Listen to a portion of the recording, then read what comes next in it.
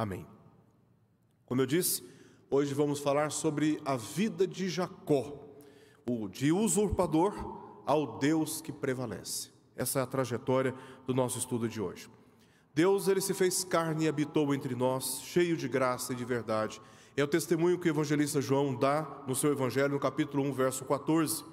O ministério do Filho de Deus foi cumprir a missão de se entregar a um sacrifício expiatório ou representativo, a fim de justificar pecadores arrependidos.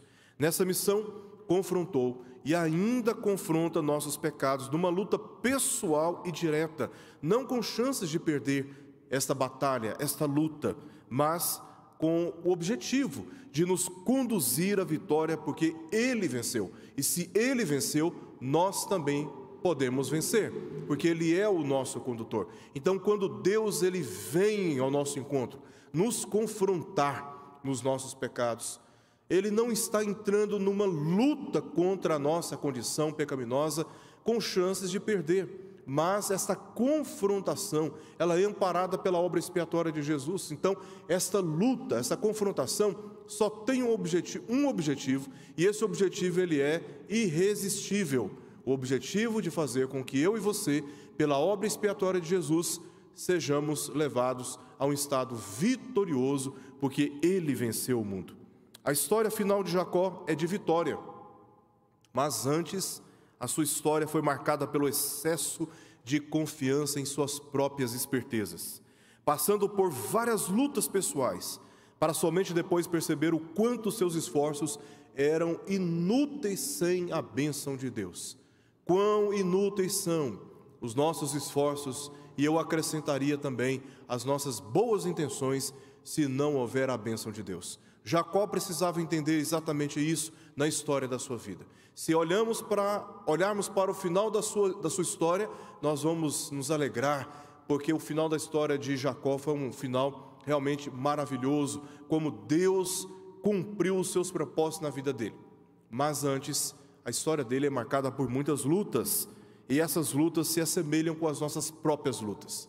O objetivo do nosso estudo aqui não apenas refletir sobre as lutas de Jacó, mas fazer também um autoexame, uma autocrítica, uma autoanálise da história da nossa vida, percebendo as conexões e as ligações que a história de Jacó tem com a nossa própria vida, a fim de extrairmos lições que servem tanto para nos prevenir, como também nos fortalecer em meio aos sofrimentos que nós enfrentamos nessa vida. Nós podemos nos prevenir de certos sofrimentos olhando para a história de Jacó, mas também olhando para a história de Jacó, nós podemos, nos nossos atuais sofrimentos, encontrarmos amparo no consolo de Deus e nas lições que Ele tem para cada um de nós.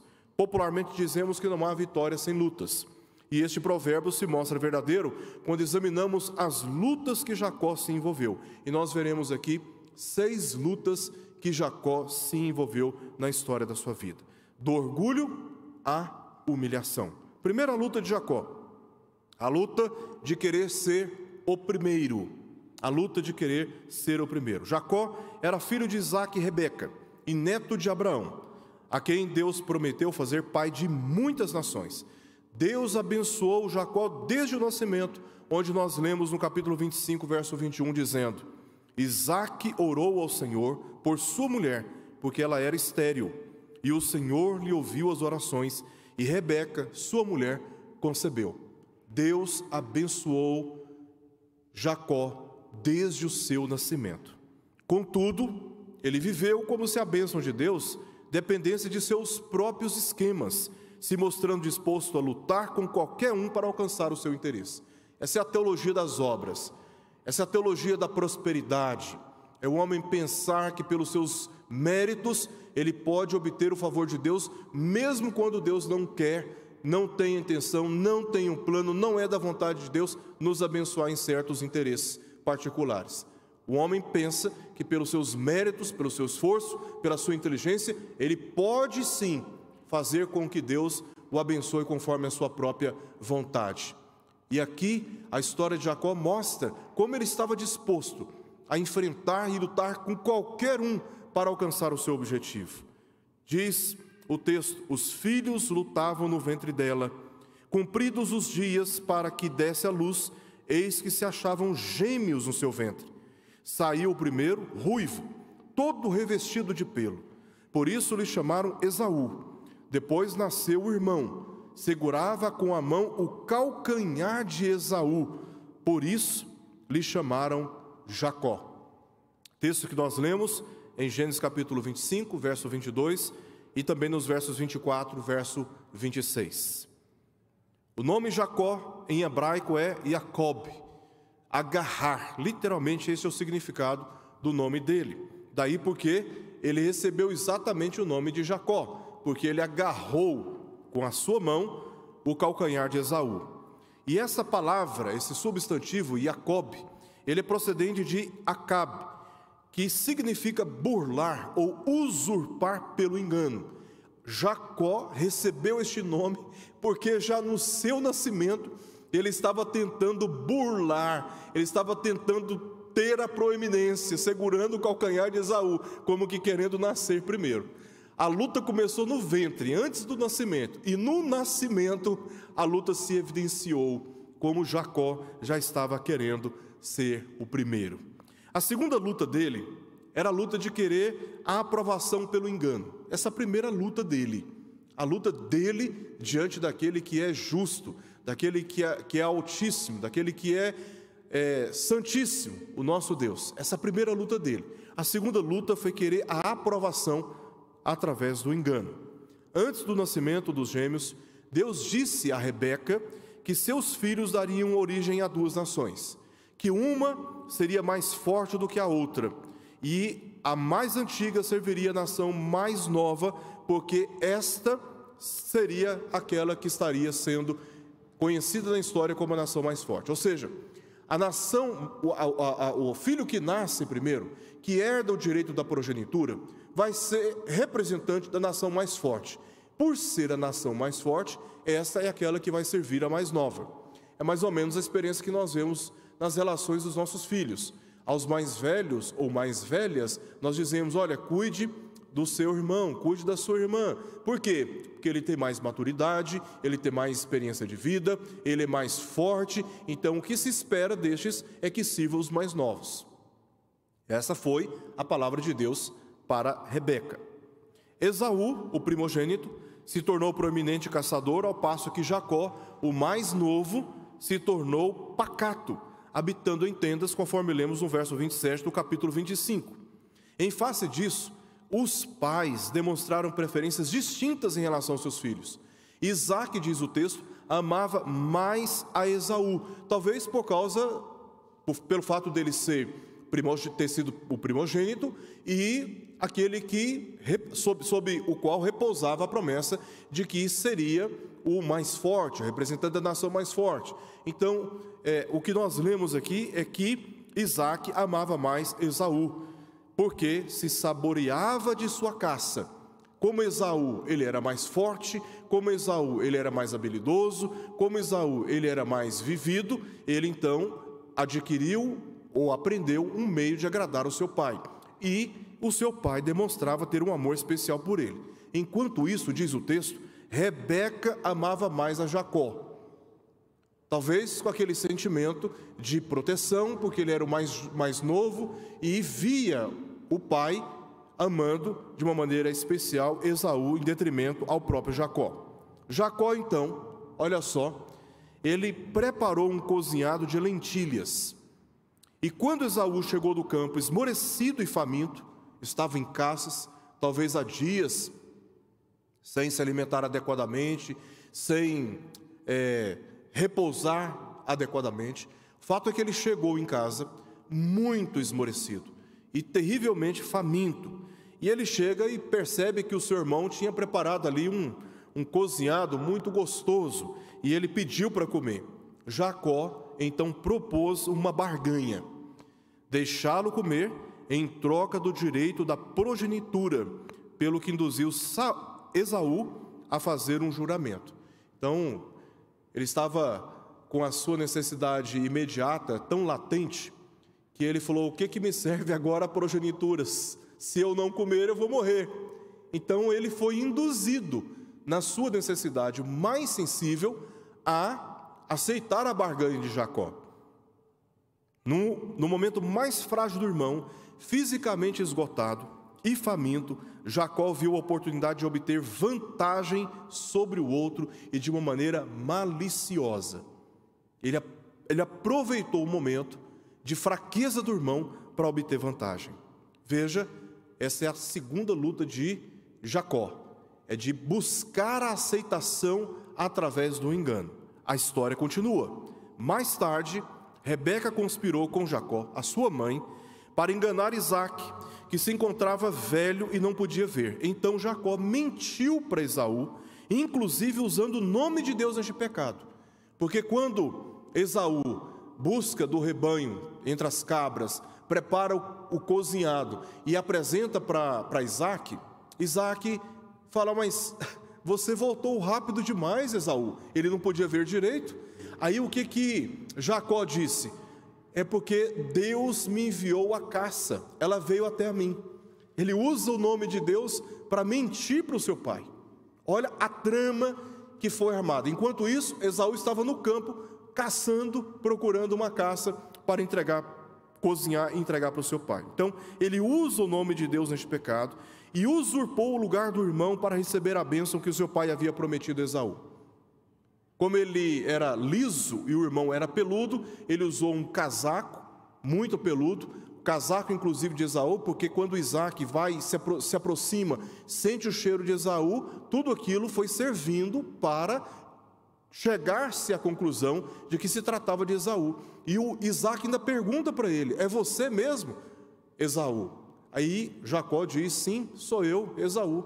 Ele insiste na mentira, ele insiste em manipular todo o cenário para induzir o pai, e dessa maneira ele toma o lugar do irmão, ele usurpa o irmão. Por isso ele foi chamado de Jacó desde o seu nascimento. É querer tomar o lugar do seu irmão. O seu irmão está nascendo e ele está puxando o pé do irmão. E agora ele aproveita de um momento de fraqueza do irmão, o induz a vender o direito da progenitura ou os privilégios por ser primogênito, e assim ele então usurpa o lugar de Esaú para receber a bênção do seu pai. A terceira luta de Jacó foi fugir das consequências do seu pecado. Ele cometeu todos esses pecados. Ao invés de enfrentá-los, ele resolveu fugir. Quando Esaú chegou, porque logo após Jacó ter recebido a bênção de Isaque, quem que chega? Esaú. Chega com a caça, prepara exatamente do jeito que seu pai gostava, oferece para ele e fica ali aguardando o pai oferecer a bênção assim como ele tinha prometido.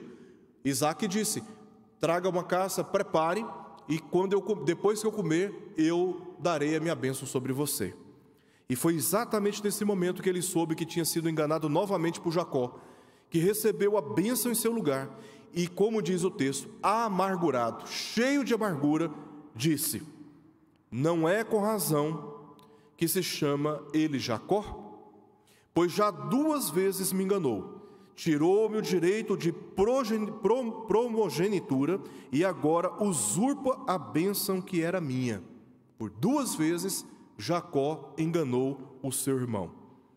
Por essa causa, Esaú passou a odiar o seu irmão e prometeu matá-lo. Ele disse para o pai: o senhor vai enfrentar um luto novamente. O senhor vai enfrentar um luto por causa disso. Então, orientado pela mãe, Rebeca, Jacó fugiu para a casa do seu tio materno Labão, em Padã-Arã.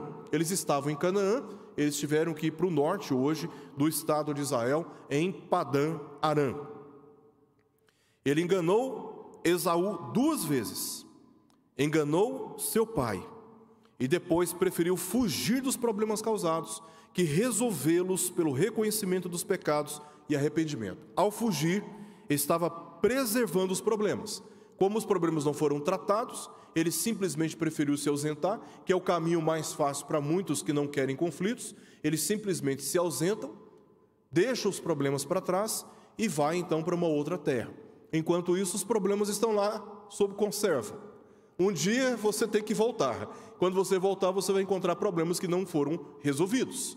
Então, este foi o caminho mais fácil para Jacó. Ele foge das consequências do seu pecado, ao invés de tratá-los, de resolvê-los com o reconhecimento dos seus pecados e também com arrependimento. A quarta luta de Jacó foi a perseguição agora por parte do seu tio Labão e dos seus próprios primos. Quando chegou em Padã Arã, serviu Labão durante 20 anos. Olha, cronologicamente, o espaço temporal de quando ele saiu da casa do seu pai e foi para a casa do seu tio materno. Foram 20 anos servindo Labão, conforme lemos no verso 38 do capítulo 31 de Gênesis. E por causa da proteção de Deus e da sua inteligência, Jacó prosperou e teve muitos rebanhos. Esse é um indicativo importante, porque os rebanhos apontam tanto para a fonte de alimentos, como também para o aspecto do comércio. Ele tinha servas e servos, funcionários, camelos e jumentos, ou seja, meios de transporte. Assim, em posses, Jacó, pela proteção de Deus, na terra do seu tio Labão, prosperou e se tornou muito rico, segundo o testemunho do verso 43 do capítulo 30. Jacó prosperou e se tornou muito rico. Ele foi enganado diversas vezes por seu tio.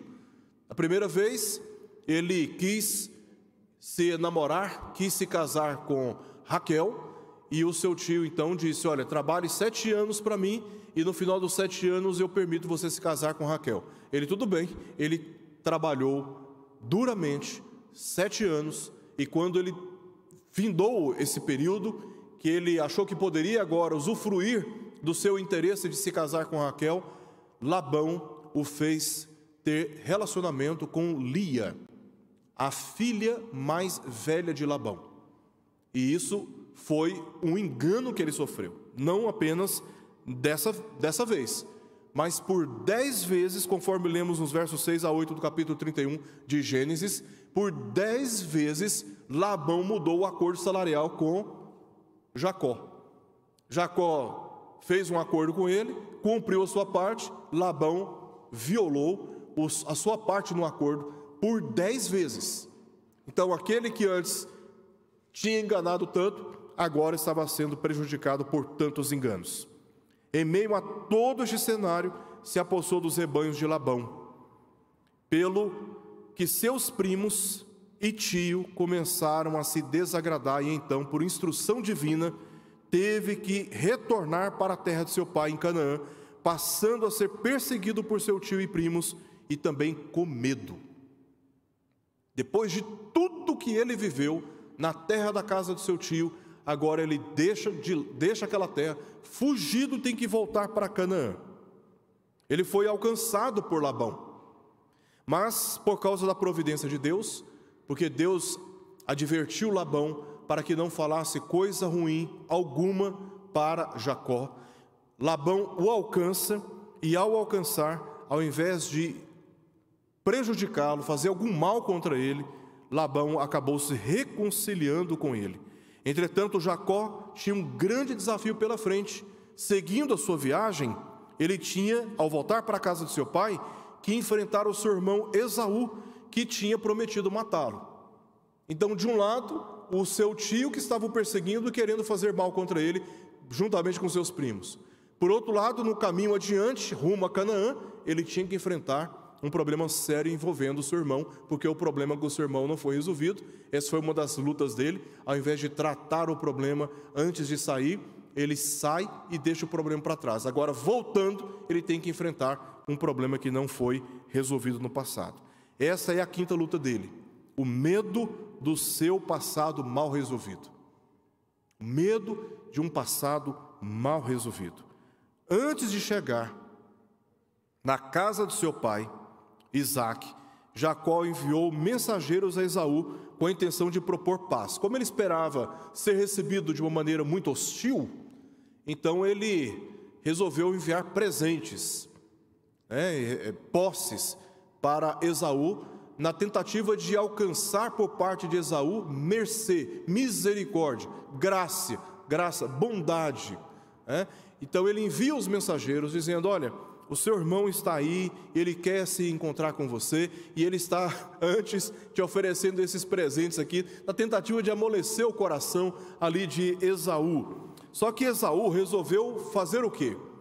Diga para ele que eu vou ao encontro dele. Ele estava numa região próxima da casa de seu pai, e Esaú resolve ir atrás do seu irmão. Só que ele resolve não ir sozinho. Ele resolve ir ao encontro do seu irmão Jacó com um exército de 400 homens. Não bastando tudo que já tinha sofrido com seu tio Labão durante 20 anos, trabalhando e sendo enganado durante 20 anos, agora se viu confrontado por um passado que ainda não estava resolvido. Capítulo 32 de Gênesis, verso 1 ao verso 8. E agora, como é que faz, hein? Se enfrentar o irmão já era uma tarefa muito difícil, imagine enfrentar o irmão com um exército de 400 homens. E juntamente com Jacó estavam ali as suas mulheres, os seus filhos e todas as posses que ele adquiriu durante os 20 anos de trabalho a serviço de Labão. Então ele corria o risco de não apenas perder a sua própria vida, mas também estava expondo a sua família em risco, e os prejuízos e a herança, e também aquele temor, porque a promessa tinha repousado sobre ele, de que dele Deus faria uma grande nação. E a terra de Canaã seria possuída pela sua descendência. Então tudo isso começa a invadir o coração de Jacó. As coisas não estavam nada boas para ele, então organizou o grupo que estava com ele em 2, para poupar da morte pelo menos um naquele iminente confronto. Acuado, sem rumo, com medo e perturbado, ele só encontrou uma saída: o clamar a Deus. O negócio estava tão feio que ele organizou sua companhia em 2 frentes, porque no iminente confronto, uma parte teria a chance de correr e se livrar, a outra seria entregue. É o efeito colateral, né? Para alguns se livrarem, outros têm que morrer. Então ele já estava admitindo que parte da sua companhia, dos seus servos, das suas servas, das suas posses, dos seus animais, da sua família, poderia perder a vida naquele iminente confronto. É um exército de 400 homens que estava chegando ao encontro de Jacó. Então ele não teve saída. Voltar para Labão, não tinha nem tempo para correr. Ficar parado ou ir adiante, tinha um exército vindo contra ele. Ele estava acuado, amedrontado. E nessa hora ele faz uma oração belíssima, que nós lemos nos versos 9 ao verso 11 do capítulo 32. Muitos de nós, por causa do nosso orgulho, nos avantajamos de certas estruturas de segurança que criamos em torno de nós. Às vezes é a segurança financeira, a facilidade para negócios, a facilidade para administrar as suas próprias despesas, a facilidade de poupar dinheiro na poupança, e isso acaba servindo como uma segurança real, material, mais tangível muitas vezes do que a segurança que nós devemos ter da parte de Deus. Outros podem não experimentar segurança nas posses e nas riquezas deste mundo. Buscam segurança nos seus próprios relacionamentos. Se sentem tão seguros em certos relacionamentos, às vezes mais seguros do que se sentem na presença de Deus. Mais seguros do que se sentem na presença de Deus. Outros se sentem muito seguros na sua própria inteligência. Se fazem pessoas muito espertas. Usam da ingenuidade, dos momentos de distração das pessoas, manipulam informações, distorcem fatos, mentem de uma maneira sutil, sabendo que ninguém vai verificar, sabendo que ninguém, pela confiança preliminar, ninguém vai ficar vigiando, aproveita dessas brechas nos relacionamentos e de uma maneira toda espertalhona procura obter vantagens nos relacionamentos, porque seus corações estão cheios de orgulho, mais centrados e confiados em si mesmos. Mas Deus, na sua grande sabedoria, sabe muito bem como abater um coração orgulhoso e levá-lo ao chão da humilhação. Essa é a história de Jacó.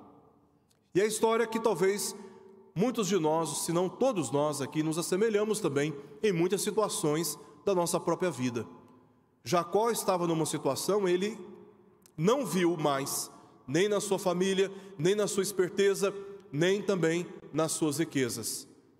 Solução. Foi quando ele olhou para cima, é que ele pensou, só Deus pode me dar uma solução. E foi nesse momento que ele orou. E certamente em momentos como estes, nós oramos com um coração tão quebrantado e tão desesperado, com palavras tão carregadas de sentimento, como em nenhuma outra ocasião nós oramos. Fora de situações assim, talvez nossas orações são meramente mecânicas, um conjunto de palavras decoradas, encadeadas, amarradas umas às outras, apenas para cumprir certos protocolos, antes da refeição, depois da refeição, antes de sair de casa, quando chega em casa. E podemos orar sem fé, sem confiança e sem olhar para o Senhor como a nossa única solução. O caso de Jacó foi diferente. Ele orou quando o medo já tinha cercado toda a sua vida. O temor já estava perturbando o seu coração. Ele ora no capítulo 32, versos 9 ao verso 2, dizendo o seguinte. Verso 9 ao verso 11.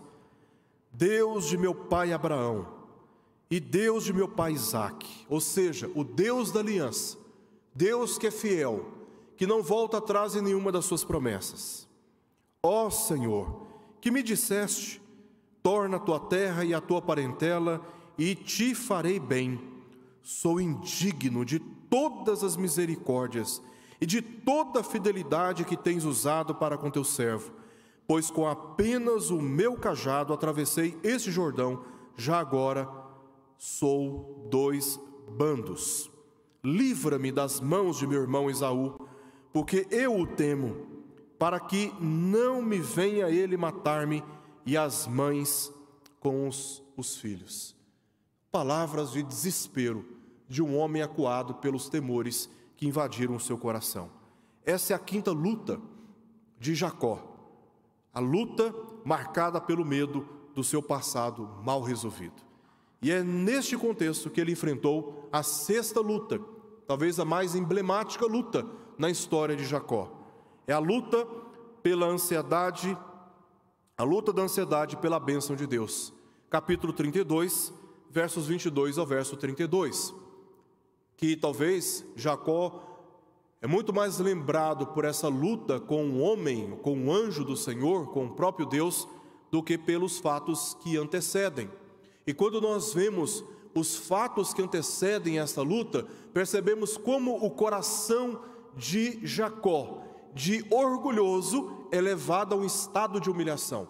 E é neste contexto de humilhação, de reconhecimento da sua dependência de Deus, já agora não é de dependência e confiança na sua própria inteligência, na sua esperteza, tentativa de ser o primeiro, de ser aprovado mediante o engano, de aprontar tanto como ele aprontou. Não, agora Jacó está no momento em que ele não olha mais para si, ele olha para o Senhor, e ele está ansioso pela bênção de Deus, ele está ansioso pela misericórdia de Deus manifestada segundo a expectativa que nós lemos aqui na sua própria oração, de ser por Deus livrado do seu irmão Esaú, bem como as mães de seus filhos. Preocupado com a segurança da sua família, a guiou para além de um ribeiro, entre o mar da Galileia e o mar Morto, o chamado Val de Jaboque, e tendo ficado só do outro lado, ele fica sozinho do outro lado, já era noite, passou a lutar com um homem inicialmente estranho durante toda uma noite, capítulo 32, versos 22 ao verso 24. Esse homem é apresentado aqui inicialmente sem qualquer identificação, apenas que ele lutou com este homem, como diz o verso 24, até ao romper do dia. É uma luta que ele enfrenta com este homem. Em certo momento, nessa luta, Jacó percebeu que estava lutando com o anjo do Senhor, porque nos versos 25 e no verso 26, nós temos indícios de que em certo momento ele percebeu que não estava lutando com um homem comum não, porque ele mesmo diz no verso 25, vendo este que não podia com ele, está se referindo aqui ao anjo, tocou-lhe na articulação da coxa, deslocou-se a junta da coxa de Jacó na luta com o homem. Disse este: deixa-me ir, pois já rompeu o dia. Agora Jacó diz para ele o seguinte: não te deixarei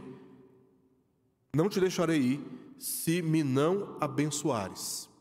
Jacó reconhece que aquele homem que tocou na sua coxa, e só o toque na coxa foi capaz de causar um ferimento tão grave, deslocando o nervo da sua coxa, a ponto dele mancar, conforme lemos no verso 31, que ele manquejava de uma coxa, e no verso 32, que o nervo do quadril na articulação da coxa foi deslocado, tocou a articulação da coxa de Jacó no nervo do quadril, apenas com um toque deste homem. Olha o poder, o dano que causou na coxa de Jacó, e ele passou a mancar. Então Jacó, em certo momento dessa luta, ele reconheceu que não estava lutando com um homem comum. Por isso ele disse: olha, eu não posso deixá-lo ir, sem que antes me abençoe. Eu estou desesperado. Ele reconheceu que aquele homem tinha poder para abençoar Jacó. Abençoar com qual expectativa? Com a expectativa de ser livrado do iminente conflito com seu irmão, correndo o risco de morrer, bem como toda a sua família. Esta foi uma manifestação do próprio Filho de Deus, conforme encontramos em outros contextos do livro de Gênesis.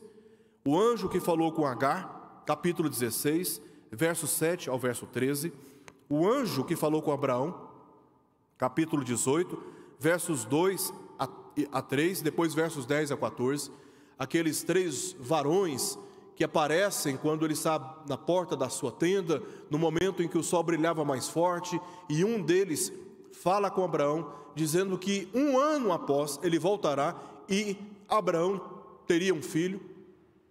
E ele mesmo fala, ele mesmo é apresentado como o Senhor que fala com Abraão.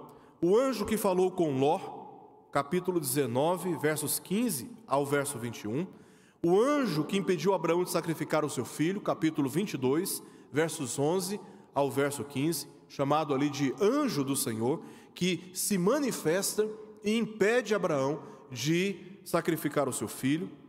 O mesmo aqui é o que aparece a Jacó. A sua identidade é revelada nos versos 28 e verso 30, onde nós lemos: então disse: já não te chamarás Jacó, e sim Israel, pois como um príncipe lutaste com Deus. Não era um homem comum, era uma manifestação divina da segunda pessoa da Trindade, do Filho de Deus. No verso 30 nós lemos: aquele lugar chamou Jacó Peniel, pois disse: vi a Deus face a face, e a minha vida foi salva. Então essa é a identidade do homem. Esse homem não pode ser nenhum outro. Existem alguns que debatem na literatura de que este homem aqui seria um homem comum que Deus usou para confrontar Jacó.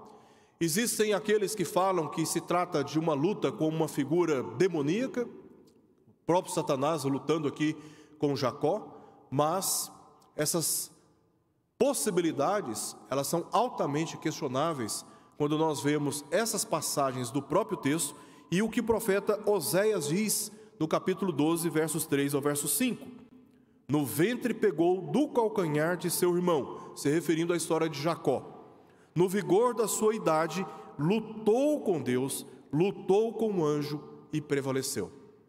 Então, todos os indícios apontam para o fato de que Jacó está aqui numa luta com a manifestação do Filho de Deus na antiga aliança. Jacó confiava em si e enganou pessoas, mas agora foi levado ao mais profundo sentimento de dependência de Deus. Ele insiste naquela luta, porque ele não se vê no seu desespero, ele não considera no seu desespero sair daquela luta, daquele contato com o Filho de Deus, sem a bênção que desesperadamente ele estava à procura. Vendo a persistência de Jacó, o Senhor tocou na articulação da sua coxa, no nervo do quadril, deslocando a junta. E Jacó, mesmo assim, insistiu dizendo: não te deixarei ir se não me abençoares. Verso 26. Eu preciso desesperadamente que me abençoe. Eu não posso considerar sair deste contato, deste encontro, desta luta, sem que o Senhor me abençoe.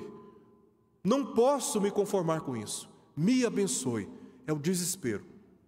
Talvez alguns de nós já passaram por esse tipo de situação, de luta, de desespero, necessidade de um livramento da parte de Deus.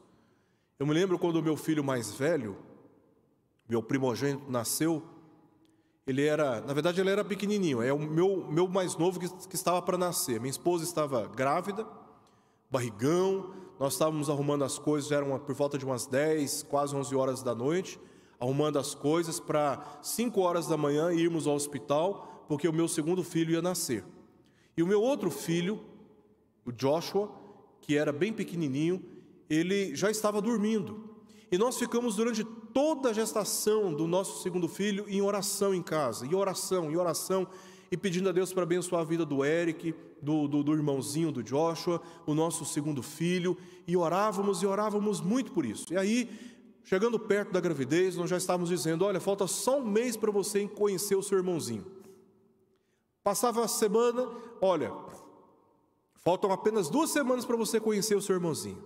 Olha, falta 1 semana para você conhecer o seu irmãozinho. O seu irmãozinho vai nascer amanhã. Vai dormir, porque amanhã nós vamos ver o Eric, né? E ele estava lá dormindo, e de repente, quando eu estava arrumando as coisas com a minha esposa, preparando as coisas, com tanta expectativa com o nascimento do Eric, o Joshua, do outro quarto, começa a chorar. E nós fomos no quarto, e aí ele olhou para mim e falou: papai, me ajuda. E eu fiquei sem saber o que estava acontecendo. Percebi que ele estava muito quente, estava com a febre muito alta, e ele: me ajuda, e começou a gritar, mas os dentes já estavam travados. De repente, o Joshua desfaleceu, perdeu toda a sua coordenação, todos os seus movimentos. Eu estava com a roupa, tinha chegado da rua, estava trabalhando, e aí, do jeito que eu estava, num ato de desespero, porque ele começou a ficar roxo, eu o levei para o banheiro, liguei o chuveiro, a água caía nos seus olhos, não havia nenhum tipo de reflexo, e ele foi ficando roxo, ele não estava conseguindo respirar. E eu comecei a entrar num desespero, debaixo do chuveiro, com os meus filhos nos braços, a minha esposa chorando, desesperada, e naquele momento, de profunda angústia no meu coração, eu comecei a dizer: pai, não permita que eu perca o meu filho nos meus braços. Não deixe isso acontecer conosco.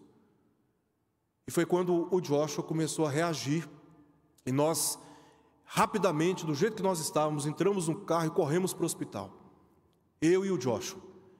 E a mãe da minha esposa, a minha sogra, foi dar assistência para ela, porque naquela madrugada tinha que ir para o hospital para o meu segundo filho nascer.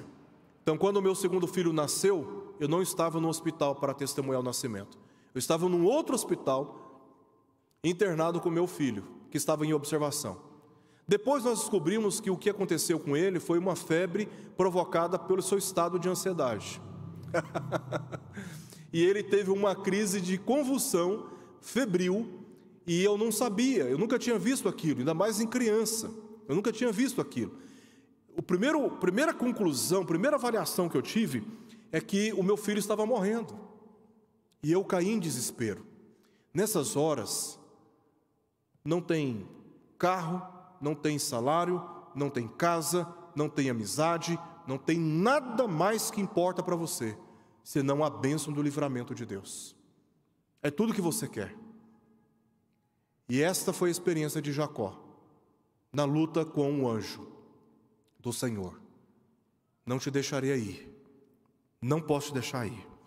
Eu quero que o Senhor me abençoe. Me abençoe. Eu careço desesperadamente da sua bênção. Essa resposta agradou ao Senhor, que mudou o seu nome, dizendo: já não te chamará Jacó, e sim Israel, pois como príncipe lutaste com Deus e com os homens e prevaleceste. Verso 28. E diz o texto que ali Deus concedeu a bênção a Jacó. assim como ele estava esperando. Ele recebeu a bênção do Senhor naquela ocasião. Nós vemos na trajetória aqui de Jacó a sua primeira luta. Ele queria ser o primeiro. Sua segunda luta foi querer a aprovação pelo engano. Sua terceira luta foi fugir das consequências do seu pecado. E aqui começa um processo de quebrantamento de Jacó. Porque na sequência, ele sobe, no orgulho, mas na sequência, ele passa a ser perseguido pelo seu tio Labão. Agora, de enganador, sofrendo os danos causados pelo engano, ele percebe que este não é o melhor caminho para servir ao Senhor. Então ele foge de Labão, e aqui começa o processo de quebrantamento, como eu mencionei. A quinta luta dele foi o medo do seu passado mal resolvido. Ele está acuado numa terra para onde o seu irmão, com um exército de 400, estavam aproximando. E foi nesse momento que ele teve a sua última luta, a luta de ansiedade pela bênção de Deus. Eu não vejo saída senão ser abençoado pelo Senhor. Eu careço desesperadamente por uma resposta, ó Pai. Ouça a minha oração, me abençoe.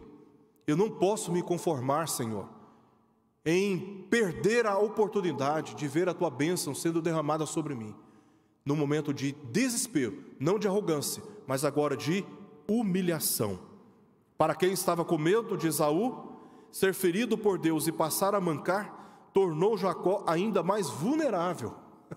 Se a coisa estava ruim, Deus faz questão de tornar pior, Este, portanto, não foi um ferimento apenas na coxa, mas também no orgulho dele, para ensiná-lo a confiar em Deus mais do que em si mesmo. Isto é o que esta luta significa. Deus se fez homem e lutou com Jacó, e Jacó lutou com Deus, não porque poderia vencê-lo, mas porque entendeu, neste momento da sua vida, o quanto dependia da bênção de Deus para obter bom êxito frente aos seus temores. Não precisava agarrar no pé do seu irmão, não precisava mentir para o seu pai, enganar o seu irmão 2 vezes, não precisava de nada disso. Neste momento, ele percebeu que nenhum dos seus esforços, nem mesmo a sua inteligência, tem qualquer valor sem a bênção de Deus. Ele entendeu a necessidade de depender da bênção de Deus para obter bom êxito frente aos seus temores. Ele entendeu exatamente isso, conforme lemos no verso 26, não te deixarei ir, se não me abençoares. Eu dependo do Senhor, eu não dependo de mim, e eu não posso me sentir mais seguro pelas circunstâncias que eu crio em torno de mim, do que eu devo sentir em relação ao Senhor. Porque sem a bênção de Deus, você pode ter tudo: boa instrução acadêmica, estrutura financeira, patrimonial, bons relacionamentos. Mas sem a bênção de Deus, a sua vida pode mudar de uma hora para outra, apenas com a picadinha de um inseto. Para não dizer que isto é muito, porque basta muito menos para Deus abater o orgulho do nosso coração e nos levar ao chão da humilhação, assim como aconteceu, por exemplo, com Jó, que tinha tudo, e de repente a sua vida muda completamente, drasticamente, de um estado de paz e de harmonia com seus filhos, em uma terrível e abrangente tragédia. Todos nós somos muito mais vulneráveis do que nós imaginamos, mesmo por trás, mesmo escondidos atrás das falsas seguranças que nós criamos na nossa vida. Nenhum de nós está em condição de pensar que não depende desesperadamente de Deus, como Jacó demonstrou na sua história. Tendo chegado a esta consciência, Deus permitiu que ele prevalecesse, porque tinha vencido uma luta interior contra si mesmo, passando a entender que dependia de Deus, não das suas espertezas e enganos. Quebrantado, Deus mudou seu nome e o abençoou. Em razão disso, seu encontro com Esaú, ao invés de ter sido marcado por violência, foi marcado por abraços, beijos e choros, num clima inesquecível de reconciliação e comunhão conforme lemos no capítulo 33, versos 1 ao verso 17. Esaú estava vindo ao seu encontro, mas não para praticar violência contra o seu irmão, mas para matar a sua saudade, abraçá-lo. Quando Esaú estava chegando, Jacó colocou a sua família atrás dele, ele se prostrou diante de Esaú, se humilhou na frente do seu irmão, algo que tinha que ter sido feito lá atrás, mas não fez. Deixou um passado mal resolvido para trás, mas por causa da bênção de Deus, agora foi a oportunidade que ele teve, com seu coração quebrantado, de se humilhar diante do seu irmão. Diz o texto que o seu irmão agarrou o seu pescoço, o abraçou, beijou, e eles choraram juntos. E houve reconciliação, porque Esaú diz: e quem são essas pessoas? E aí teve um momento em que Jacó foi dizer: minhas mulheres, meus filhos, minhas posses. E eles então voltaram para casa juntos, e enquanto estavam caminhando juntos, naquela fraternidade familiar maravilhosa, Jacó ofereceu suas posses para Esaú, e Esaú falou: não, eu não preciso, Deus tem me abençoado muito. E mesmo assim Jacó estava tão quebrantado, que quando ele saiu da terra de Labão, em Padã e Arã, ele saiu, mas assim, eu vou sair, mas vou levar tudo que é de direito meu. Mas quando ele está diante do seu irmão, seu coração está tão quebrantado, que ele quer oferecer aquelas riquezas para Esaú, para Esaú. Esaú ficou tão constrangido com a atitude de Jacó, que acabou aceitando, porque agora eles têm uma vida comum também, e os problemas estavam resolvidos, e houve paz no meio dessa família. E isso foi promovido pela bênção de Deus, bênção esta que Jacó suplicou ao anjo do Senhor: eu não posso te deixar ir sem que antes me abençoe. Então o anjo do Senhor mudou o seu nome de Jacó para Israel e o abençoou ali. E esta foi a causa desse encontro tão maravilhoso e inesquecível na história de Jacó. Bem, irmãos, lições que essas lutas de Jacó nos ensinam. Quero destacar aqui 3 lições. Primeiramente, quem usa meias verdades, distorce fatos ou mente como método para manipular os outros e obter vantagens, logo experimenta os danos dos seus próprios pecados. Essa é a primeira lição que eu quero destacar aqui. Não dura muito. Enganadores, mais cedo ou mais tarde, é só uma questão de tempo, eles vão pagar um preço altíssimo. Enquanto eles não pagam um preço altíssimo, o coração às vezes vai se enaltecendo, o orgulho vai aumentando, enquanto Deus está dando oportunidade para arrependimento. Não há arrependimento, não há mudança de vida, não há mudança de conduta, pode ter certeza que o tratamento da parte de Deus vem, e vem mesmo. Jacó tentou trapacear seu irmão no nascimento, aproveitou de um momento de fraqueza dele para induzi-lo a transferir o direito ou os privilégios da progenitura, usurpou o seu lugar e mentiu para o seu pai, o induzindo a abençoá-lo indevidamente, se passando por Esaú. Não demorou muito até que teve de fugir e trabalhar para o seu tio Labão, que passou a enganá-lo várias vezes, até perceber na sua própria vida os males do engano. O mal que Jacó fez é o mal que Jacó plantou, semeou, é o mal que ele colheu. E foi rápido. A resposta foi muito rápida na vida de Jacó. É isso que nós aprendemos. Não bastando isto, teve que fugir de Labão, mas em direção ao seu irmão, que cheio de ódio havia prometido matá-lo.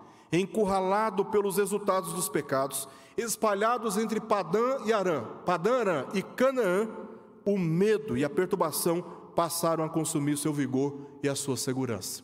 Ele só colheu sofrimento enquanto ele estava tramando nos seus relacionamentos, enquanto estavam conspirando nos seus relacionamentos, enquanto estavam manipulando situações e pessoas pela mentira e pelo engano.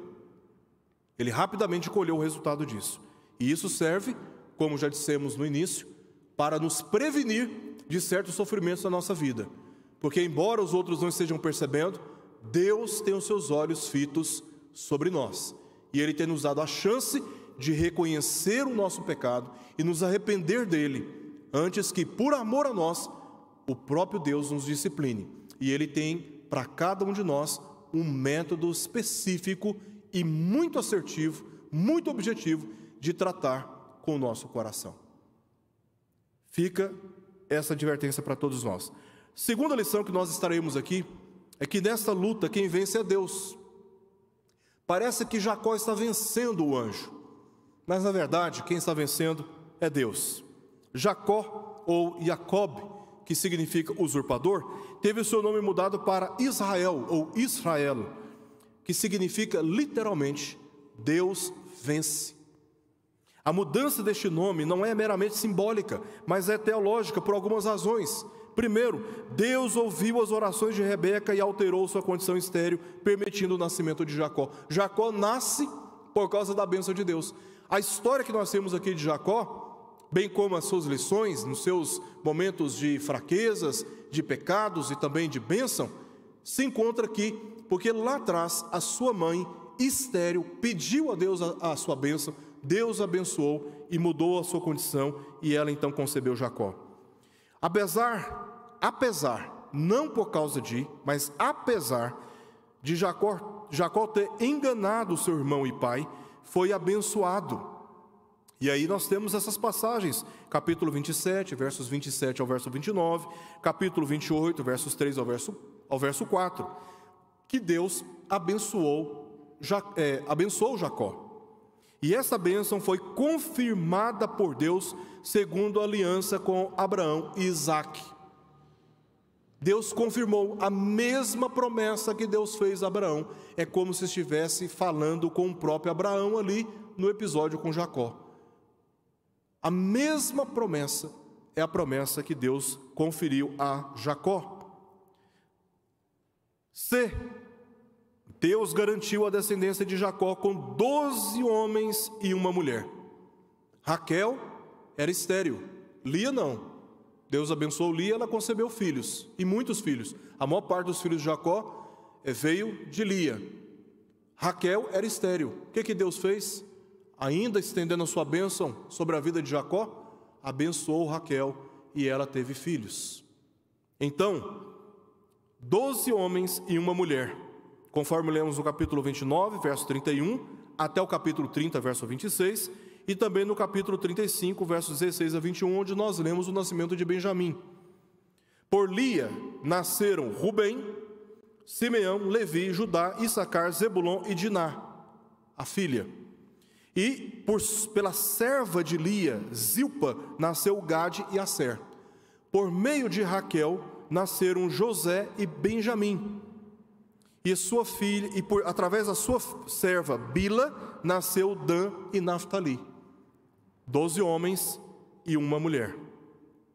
Também Deus fez Jacó prosperar em posses, trabalhando com inteligência e integridade. Veja só, Deus ouviu as orações e abençoou sua mãe, por isso ele nasceu. É Deus, apesar dos seus pecados, confirmando a promessa que fez a Abraão e a Isaque para ele. É Deus garantindo descendência para ele. É Deus agora o fazendo prosperar com posses. É Deus quem o preveniu e o protegeu das ameaças de Labão e seus filhos. Deus, antes de Labão e seus filhos conspirarem contra a segurança de Jacó, Deus preveniu diretamente Jacó a sair daquela terra imediatamente. Por isso que ele saiu e foi assim por Deus protegido. Deus foi quem abençoou Jacó, resgatando a coragem que tinha perdido e a direcionando para a segurança que havia prometido, na visão que ele teve em Betel, quando ele, adormecido, em sonho, Deus, o anjo do Senhor, se manifesta em sonho para ele e reafirma exatamente essas palavras: eis que eu estou contigo e te guardarei por onde quer que fores, e te farei voltar a esta terra, porque te não desampararei até cumprir eu aquilo que te he referido. Ele estava amedrontado, inseguro, fugindo. Vem Deus em sonho e o encoraja, renova o seu ânimo, renova a sua confiança, fortalece a sua perspectiva. Por isso o encontro com Saul foi tão pacífico e reconciliador. E quem vence é Deus, não simplesmente Jacó. Parece que Jacó é quem está ganhando a luta ali com o anjo do Senhor, mas na verdade quem está ganhando é o Senhor. quem vence é o Senhor. É por isso que o nome dele é mudado para Deus vence, ou Deus prevalece. Israel. Era isso que tinha que ficar registrado na história. A vitória nunca é do homem, a vitória é sempre do nosso Deus Altíssimo. É Ele quem vence. Você trabalha com inteligência, com integridade, você se esforça, você estuda, você levanta cedo, dorme tarde, você articula, negocia, você faz tudo o que humanamente você pode fazer para prosperar e garantir a sua segurança. Você nunca pode esquecer de uma coisa, que quem está abençoando é Deus. Porque se Ele encolher a sua mão, você perde isso tudo de um dia para o outro. Nunca ampare a sua confiança no seu braço, no seu esforço, na sua inteligência, na sua capacidade. Jacó teve que passar por tudo o que passou, até entender que sem a bênção de Deus, nada do que tinha adquirido valia a pena. Terceiro e em último lugar, a história da nossa vida terá um desfecho que Deus conhece, e por isso, algumas vezes, pode parecer que tudo está perdido para nós, mas não para aquele que soberanamente a governa. Parece que para nós está tudo perdido, mas para o Senhor não. Apesar dos pecados, das fugas, dos medos e das expectativas negativas que Jacó nutriu antes do seu encontro com Esaú, ele foi surpreendido pela fidelidade e pela graça de Deus. Veja só, alguns pontos importantes. A aliança que Deus fez com Abraão, de que faria dele uma grande nação, foi reafirmada para Isaque e Jacó. Nada foi alterado, mesmo quando tudo parecia caminhar para um desfecho desastroso. Ele estava diante de uma situação que ele falou: agora não tenho mais o que fazer. Não dá tempo de correr, fugir daqui, voltar para a casa de Labão. E veio meu irmão, ele não sabia com que coração seu irmão estava vindo. Ele estava esperando seu irmão vir com ódio e com um exército para destruir ele e quem estava na sua companhia. Tudo parecia que o desfecho seria desastroso, mas Deus, o Deus da aliança, reafirmou as suas promessas e garantiu que os seus propósitos fossem cumpridos. Sabemos que o restante da história de Jacó não foi um felizes para sempre. Ele perdeu a sua amada esposa, Raquel, no parto de Benjamim. Isso está narrado no capítulo 35, verso 16 ao verso 21. Seu filho favorito foi traído por seus irmãos mais velhos e vendido como escravo para o Egito. Todo o capítulo 37 narra isso, de Gênesis. E ali, em uma terra estrangeira, no Egito, Jacó morreu. Capítulo 49 de Gênesis, verso 33. Por tudo isso, Deus o fez lembrar da promessa repetidamente, para que não se esquecesse e continuasse enxergando o que os seus olhos carnais não poderiam enxergar até aqueles momentos da sua vida, em meio a todas as suas experiências. Jacó, em último lugar, se tornou pai de numerosas multinações, e da sua linhagem veio Jesus Cristo, o Filho de Deus. Quando você vai lá para a genealogia, tanto de José como também de Maria, em Mateus capítulo 1, versos 1 ao verso 2, e em Lucas capítulo 3, verso 35, você percebe que Jesus vem na linhagem de Isaque, exatamente na linhagem de Jacó, exatamente como Deus havia prometido a Abraão, que na sua descendência todas as famílias da terra seriam abençoadas, e foi por meio de Jesus Cristo, através da sua morte e ressurreição, que essa promessa foi cumprida plenamente. Tudo nos chama a atenção para Jesus, o anjo do Senhor, que viria ao mundo como Deus encarnado, enfrentar homens pecadores que o perseguiram até a morte. E quando pensaram que tinham derrotado Jesus, que tinham vencido Jesus, o que aconteceu? Jesus ressuscitou dentre os mortos, cheio de glória e de autoridade, foi assunto aos céus, e em breve retornará para derrotar todos os seus inimigos e proclamar a eterna redenção do seu povo. Essa história aponta para o Filho do homem, o Filho de Deus, o anjo do Senhor, Jesus Cristo. É Ele quem vence, e quando Ele vier, Ele esmagará com seus pés a cabeça dos seus inimigos e proclamará para toda a eternidade a vitória de todos aqueles que creem nele. É Ele quem vence. É Ele quem vence. Somos apenas alvos da sua graça e da sua misericórdia. Vamos orar? Pai querido, deposita, ó Deus, essas palavras no nosso coração.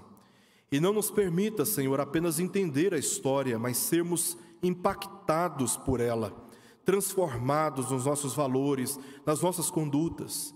Dá-nos, Senhor, a graça de nos lembrarmos desses ensinamentos da Tua Palavra no decorrer dessa semana e além dela, sabendo, ó Pai, que o Senhor deseja que andemos na Tua presença como aqueles que confiam em Ti em primeiro lugar, não em si mesmos.